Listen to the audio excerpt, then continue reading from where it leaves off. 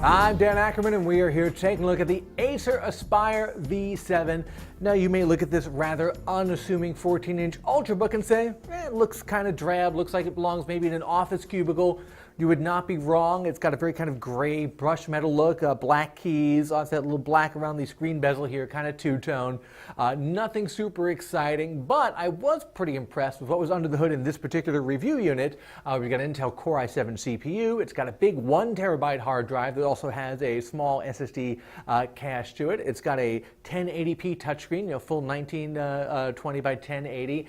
And most importantly, it's got an NVIDIA GeForce 750M graphics card. Now, that's not a super high-end, hardcore gamer graphics card, but you know what? For mainstream gaming, it's pretty good, and about as good as you're going to get in a super slim Ultrabook-style laptop like this.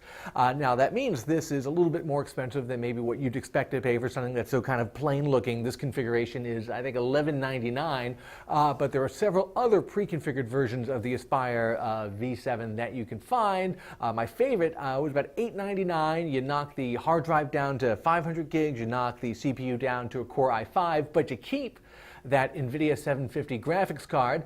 And you know what? For playing games like Skyrim or Bioshock, as long as you play it at medium settings, you can keep the resolution all the way up at 1920 by 1080, and it plays fairly well. I still think for $1,200 it has a little bit of a budget feel. I didn't love the really shallow keyboard or the touchpad, but for gaming it's something that's small and compact and slim, you're not going to do a heck of a lot better than this. I'm Dan Ackerman, and that is the Acer Aspire V7.